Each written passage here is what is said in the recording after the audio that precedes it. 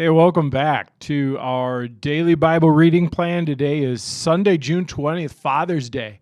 Got a couple things we got to notice today. First of all, it's Father's Day, so happy Father's Day to those of you out there who are fathers. I hope you have a great day today. And then we're going to read 1 Kings 22 today, which is going to finish off the book of 1 Kings. Now, remember, we want to notice those breaks. We want to notice those times where we finish something or where we turn the calendar over. You know, we're approaching the end of June. Remember, when we get to the end of June, that's 6 months. And it's really important on any of these kind of long spiritual journeys that we take. It's really important that we take time and we notice and celebrate the victories. So today there's a victory. We're going to finish 1 Kings chapter 22, which is going to finish the book of 1 Kings. So let's just dive in. Let's finish up 1 Kings. Jehoshaphat and Ahab. For 3 years there was no war between Aram and Israel. Then, during the third year, King Jehoshaphat of Judah went to visit King Ahab of Israel. During the visit, the king of Israel said to his officials, "Do you realize that the town of Ramoth-Gilead belongs to us? And yet we've done nothing to recapture it from the king of Aram." And then he turned to Jehoshaphat and asked, "Will you join me in battle to recover Ramoth-Gilead?" Jehoshaphat replied to the king of Israel, "Well, of course. You and I are as one. My troops are your troops, and my horses are your horses." And then Jehoshaphat added, "But let's find out what the Lord says." So the king of Israel summoned the prophets, about 400 of them, and asked them, "Should I go to war against Ramoth-Gilead, or should I hold back?" They all replied, "Yes, go right ahead. The Lord will give the king victory." But Jehoshaphat asked, "Is there not also a prophet of the Lord here? We should ask him the same question." And the king of Israel replied to Jehoshaphat, "There is one more man who could consult the Lord for us, but I hate him. He never prophesies anything but trouble for me. His name is Micaiah, the son of Imlah." Jehoshaphat said, "Then that's not the way a king should talk. Let's hear what he has to say." So the king of Israel called one of his officials and said, "Quick, bring Micaiah the son of Imlah." King Ahab of Israel and King Jehoshaphat of Judah, dressed in their royal robes, were sitting on the thrones of the threshing floor near the gate of Samaria. All Ahab's prophets were prophesying there in front of them. One of them, Zedekiah, the son of Kenah, made some iron horns and proclaimed, "This is what the Lord says. With these horns you will gore the Arameans to death." Arameans, yep. All the other prophets agreed. "Yes," they said, "let's go up to Ramoth-Gilead and be victorious, for the Lord will give the king victory." Meanwhile, the messengers who went to get Micaiah said to him, "Look, all the prophets are promising victory for the king. Be sure you agree with them and promise success."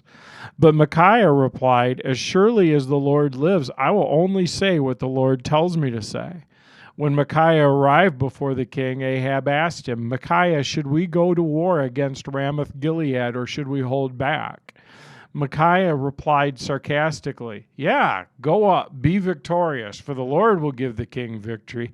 Isn't that funny that he was sarcastic? You know, you don't think of that about people like in the Bible so much, do you? That they replied sarcastically.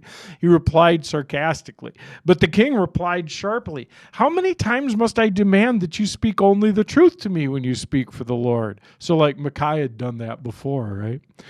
But then Micaiah told him, "In a vision I saw all Israel scattered on the mountains like sheep without a shepherd. And the Lord said, 'Their master has been killed. Send them home in peace.'" "Didn't I tell you?" the king of Israel exclaimed to Jehoshaphat. "He never prophesies anything but trouble for me." And then Micaiah continued, "Listen to what the Lord says. I saw the Lord sitting on his throne with all the armies of heaven around him on his right and on his left. And the Lord said, who can entice Ahab to go into battle against Ramoth-Gilead so he can be killed?"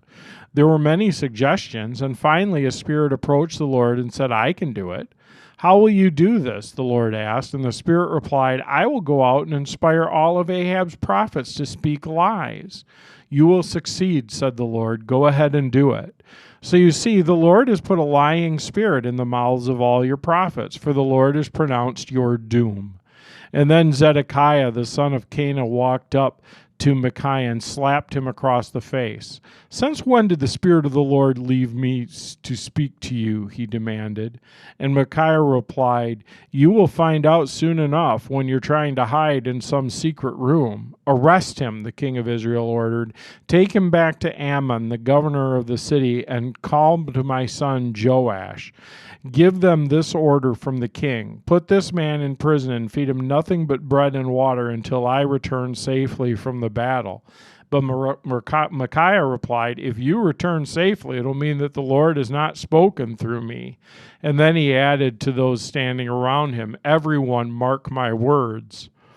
So King Ahab of Israel and King Jehoshaphat of Judah led their armies against Ramoth Gilead. The king of Israel said to Jehoshaphat, "As we go into battle, I'll disguise myself so no one will recognize me, but you wear your royal robes." So the king of Israel disguised himself and they went into battle. Meanwhile, the king of Aram had issued these orders to his 32 chariot commanders: "Attack only the king of Israel. Don't bother with anyone else." So when the Aramean chariot commanders saw Jehoshaphat in his royal robes, they went after him. "There's the king of Israel," they shouted. But when Jehoshaphat called out, the chariot commanders realized he was not the king of Israel, and they stopped chasing him. An Aramean soldier, however, randomly shot an arrow at the Israelite troops and hit the king of Israel between the joints of his armor. "Turn the horses and get me out of here," Ahab groaned to his driver. "I'm badly wounded." The battle raged all that day, and the king remained propped up in his chariot facing the Arameans. The blood from his wound ran down the floor of his chariot, and as evening arrived, he died. Just as the sun was setting, the cry ran through his troops, "We're done for! Run for your lives!" So the king died, and his body was taken to Samaria and buried there. And then his chariot was washed beside the pool of Samaria. The dogs came and licked the blood at the place where the prostitutes bathed, just as the Lord has promised. The rest of the events of Ahab's reign and everything he did, including the story of the ivory palace and the towns he built, are recorded in the book of the history of the kings of Israel. So Ahab died, and his son Ahaziah became king. Jehoshaphat, son of Asa, began to rule over Judah in the 4th year of King Ahab's reign in Israel. Jehoshaphat was 35 years old when he became king, and he reigned in Jerusalem another 25 years. His mother was Azubah, the daughter of Shili. Jehoshaphat was a good king, following the example of his father Asa. He did what was pleasing in the eyes of the Lord. During his reign, however, he failed to remove all the pagan shrines, and the people still offered sacrifices and burnt incense there. Jehoshaphat also made peace with the king of Israel. The rest of the events in Jehoshaphat's reign, the extent of his power, the wars he waged, are recorded in the book of the history of the kings of Judah. He banished from the land the rest of the male and female shrine prostitutes who still continued their practices from the days of his father Asa. There was no king in Edom at that time, only a deputy. Jehoshaphat also built a fleet of trading ships to sail to Ophir for gold. But the ships never set sail, for they met with disaster in their home port of Ezion-Geber. At one time, Ahaziah, the son of Ahab, had proposed to Jehoshaphat, "Let my men sail with your men in the ships." But Jehoshaphat refused the request.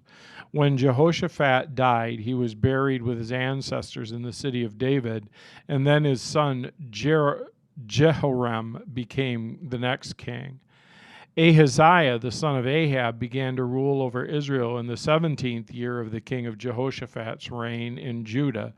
He reigned in Samaria for 2 years, but he did what was evil in the Lord's sight, following the example of his father and mother and the example of Jeroboam's son of Nebat, who had led Israel into sin.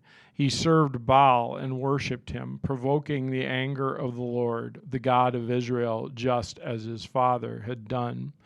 And with that, we hit the end of 1 Kings. So woohoo, we're done with that. That's a good thing. And we jump forward to Acts chapter 13, verses 16 through 41. So Paul stood and lifted his hands to quiet them and started speaking. Men of Israel, he said, and you God-fearing Gentiles, listen to me. The God of this nation of Israel chose our ancestors and made them multiply and grow strong during their stay in Egypt. Then with a powerful arm he led them out of slavery. He put up with them through 40 years of wandering in the wilderness, and then he destroyed 7 nations in Canaan and gave their land over to Israel as an inheritance. All this took place about 450 years. I don't know, that doesn't feel like a sentence. All this took about 450 years. After that, God gave them judges to rule until the time of Samuel the prophet. Then the people begged for a king, and God gave them Saul, the son of Kish, a man of the tribe of Benjamin, who reigned for 40 years. But God removed Saul and replaced him with David, a man whom God said, I have found David, son of Jesse, a man after my own heart. He will do everything I want him to do. And it's one of King David's descendants, Jesus, who is God's promised Savior of Israel. Before he came, John the Baptist preached all the people of Israel needed to repent of their sins and turn to God and be baptized. As John was finishing his ministry, he asked, do you think I am the Messiah? No, I'm not, but he's coming soon. And I'm not even worthy to be his slave and untie the sandals on his feet. Brothers, you sons of Abraham, and also you God-fearing Gentiles, this message of salvation has been sent to us. The people in Jerusalem and their leaders did not recognize Jesus as one of the prophets had spoken about. Instead, they condemned him, and in doing this, they fulfilled the prophet's words that are read every Sabbath. They found no legal reason to execute him, but they asked Pilate to have him killed anyway. When they had done all that the prophecies had said about him, they took him down from the cross and placed him in a tomb. But God raised him from the dead. And over a period of many days he appeared to those who had gone with him from Galilee to Jerusalem.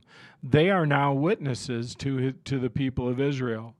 And now we are here to bring you this good news. The promise was made to our ancestors, and God has now fulfilled it for us, their descendants, by raising Jesus. This is what the second psalm says about Jesus. You are my son, today I have become your father. For God had promised to raise him from the dead, not leaving him to rot in the grave.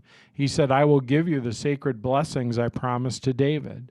Another psalm explains it more fully. You will not allow your Holy One to rot in the grave. This is not a reference to David, for David had done the will, for after David had done the will of God in his own generation, he died and was buried with his ancestors, and his body decayed. No, it was a reference to someone else, someone whom God raised and whose body did not decay. Brothers, listen. We are here to proclaim that through this man Jesus there is forgiveness for your sins. Everyone who believes in him is made right in God's sight, something the law of Moses could never do. Be careful. Don't let the prophet's words apply to you, for they said, look, you mockers, be amazed and die. For I'm doing something in your own day, something you wouldn't believe even if someone told you about it. And then we go back to Psalm 138 today, and it's 8 verses long. Psalm 138. I give you thanks, O Lord, with all my heart. I will sing your praises before the gods. I bow before your holy temple as I worship. I praise your name for your unfailing love and faithfulness, for your promises are backed by all the honor of your name. As soon as I pray, you answer me. You encourage me by giving me strength. Every king in all the earth will thank you, Lord. For all of them will hear your words. Yes, they will sing about the Lord's ways. For the glory of the Lord is very great. Though the Lord is great, he cares for the humble, but he keeps the distance from the proud. Though I am surrounded by troubles, you protect me from the anger of my enemies. You reach out your hand, and the power of your right hand saves me. The Lord will work out his plans for my life. Your faithful love, O Lord, endures forever. Don't abandon me, for you made me. And then we go to Proverbs 17, verses 17 and 18. A friend is always loyal, and a brother is born to help in times of need. It's poor judgment to guarantee another person's debt or to put up security for a friend. Every day we look at Oswald Chambers, and today he says, have you come to, quote, when, unquote, yet? If you're not now receiving the hundredfold which Jesus promised and not getting insight into God's word, then start praying for your friends.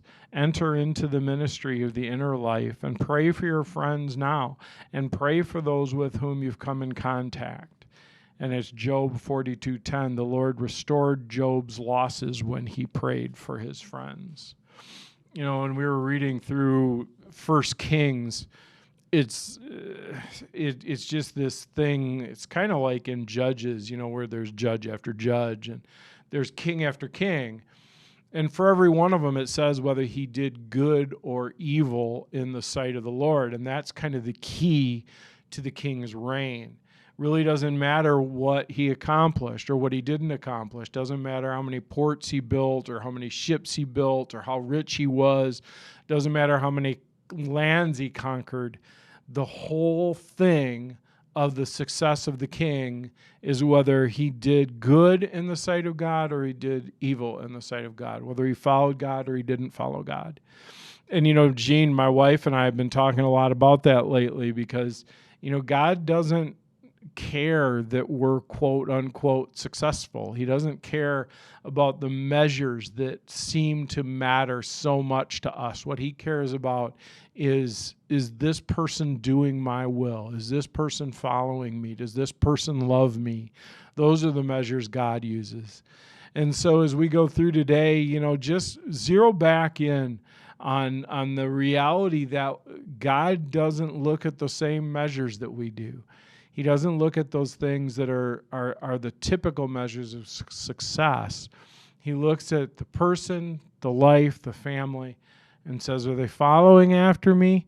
And if you are, then no matter what else is true, you're a success. So rejoice in that.